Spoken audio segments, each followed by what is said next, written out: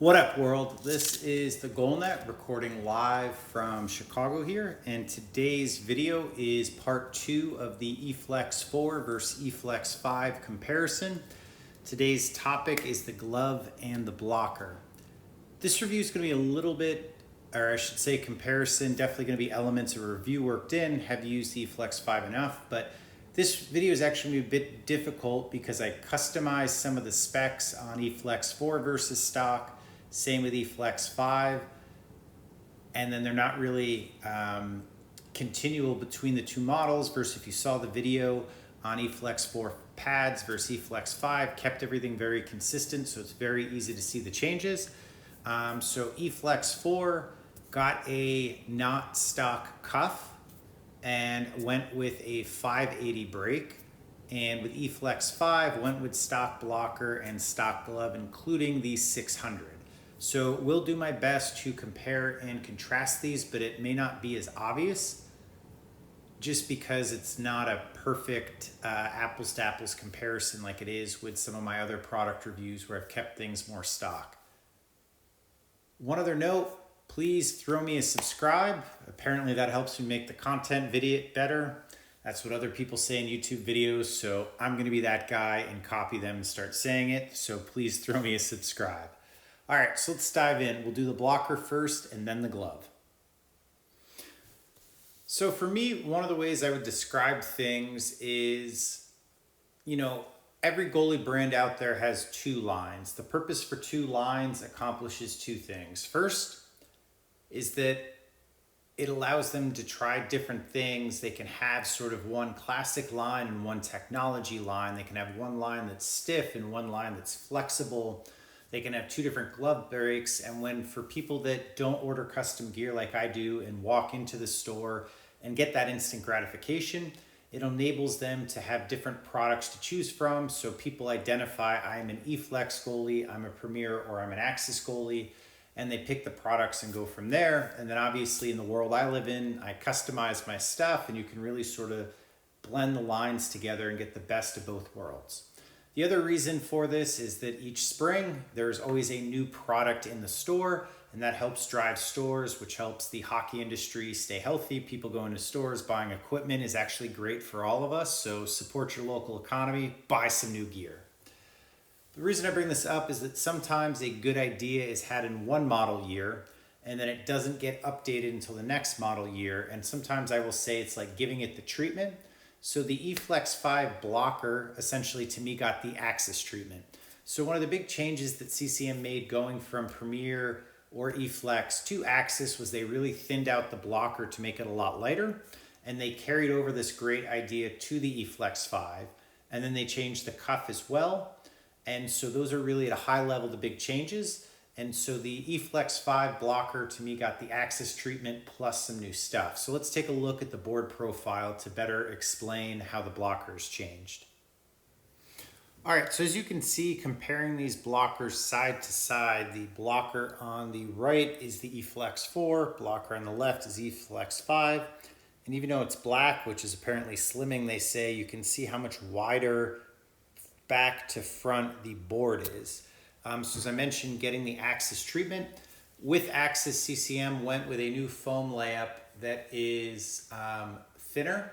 And so that's why you're getting a thinner blocker. And it also has harder rebounds as well. So EFlex 5 is going to have harder rebounds than EFlex 4. Should perform pretty similar to Axis there, which is great. If you watched my pad review, talked quite a bit about rebound control and the way companies can use material science to improve the performance and really dial in what it's supposed to do. So even though you can't necessarily see what's inside the blocker, it is thinner, it is lighter, so has faster hand movement, and it's gonna have harder rebounds. So that's probably one of the things that jumps out aesthetically, and you'll also notice trying the blocker on, it instantly feels lighter than the EFlex 4. All right, so as I mentioned in the intro to the review, I did not get the standard wrist on the EFlex 4.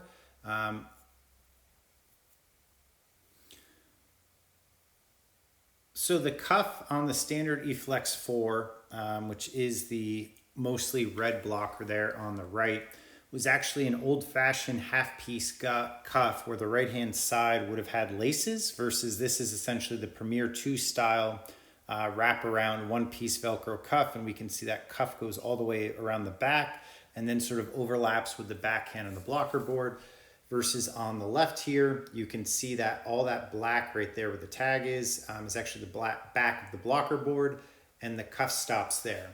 So the really cool thing is that this new half cuff option on the EFlex 4, or excuse me, the EFlex 5 is kind of a update or continuation of the one-piece cuff from the Premier 2. So very cool comparison here because you can see them side by side, but it was not stock in EFlex 4, so not necessarily fair to go apples to apples because if we look at the design, it is definitely a half-piece cuff, which fits in line with what was on the old EFlex 4.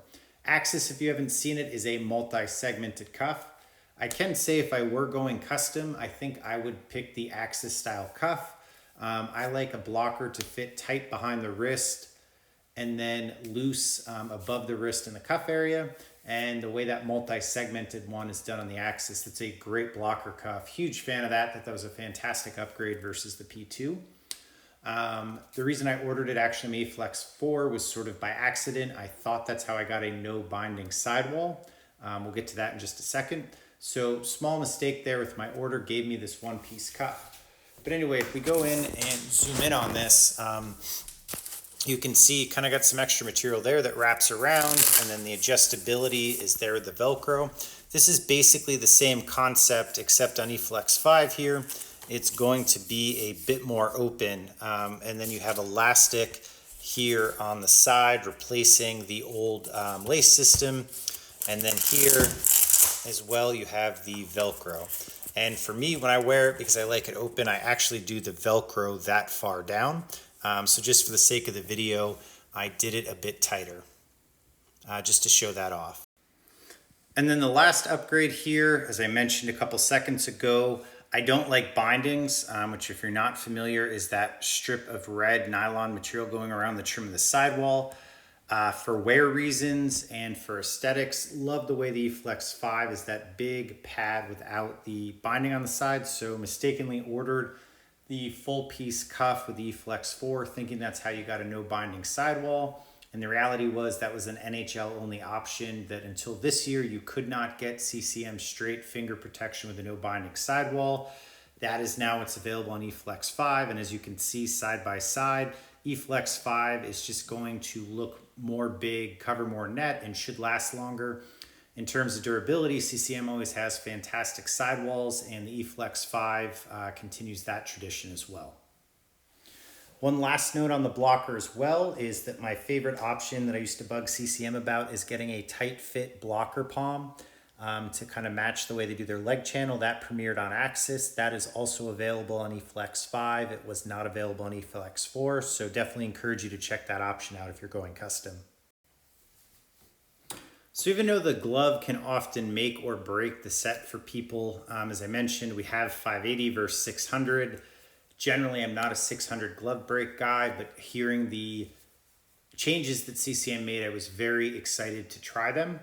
So that's why I got the 600 this go around. But given they are probably the most two different pieces in the set, and the glove can make or break a set for a lot of people, it's going to be sort of tough for me to really explain the differences, I think, very clearly. But I will do my best to go through this with you.